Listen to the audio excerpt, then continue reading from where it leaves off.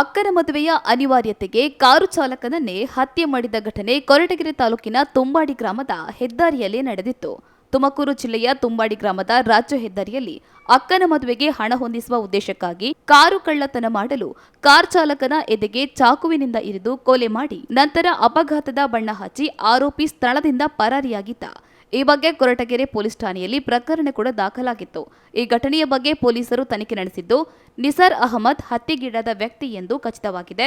ಇನ್ನು ಹತ್ಯೆ ಮಾಡಿ ಪರಾರಿಯಾದ ವ್ಯಕ್ತಿ ರಾಮನಗರ ಜಿಲ್ಲೆ ಆನೇಕಲ್ ತಾಲೂಕಿನ ಅತ್ತಿಬೆಲೆ ಅಣ್ಣಯ್ಯಪ್ಪ ಲೇಔಟ್ ವಾಸಿ ವೀರೇಂದ್ರ ಎಂದು ತಿಳಿದು ಬಂದಿದೆ. ಆರೋಪಿಯ ಪತ್ತೆಗಾಗಿ ತುಮಕೂರು ಹೆಚ್ಚುವರಿ ಅಧೀಕ್ಷಕರಾದ ಉದೇಶ್, ಡಿವೈಎಸ್ಪಿ ರಾಮಕೃಷ್ಣ, ಕೊರಟಗೆರೆ ಸಿಪಿಐ ನದಾಫ್ ಮಾರ್ಗದರ್ಶನದಲ್ಲಿ ವಿಶೇಷ ತಂಡ ರಚಿಸಲಾಗಿತ್ತು. ಆರೋಪಿಯ ಬಂಧನಕ್ಕೆ ರಚನೆಯಾದ ಕೊರಟಗೆರೆ ಪಿಎಸ್ಐ ಮುತ್ತುರಾಜು, ಕೋಳಾಲ ಪಿಎಸ್ಐ ನವೀನ್, ಸಿಬ್ಬಂದಿಗಳಾದ ಗಂಗಾಧರ್, ವೆಂಕಟೇಶ್, ನಾರಾಯಣ್, ಮಂಜುನಾಥ, ಮಲ್ಲಿಕಾರ್ಜುನ, ಸೋಮನಾಥ, ಸಿದ್ದಲಿಂಗ ಪ್ರಸನ್ನ, ಪಾಂಡುರಂಗರಾವ್, ಸತೀಶ್ ನೇತೃತ್ವದ ತಂಡದ ಕೆಲಸವನ್ನ ತುಮಕೂರು ಎಸ್ಪಿ ಡಾಕ್ಟರ್ ಕೋನವಂಶಿ ಕೃಷ್ಣ ಅಭಿನಂದಿಸಿದ್ದಾರೆ.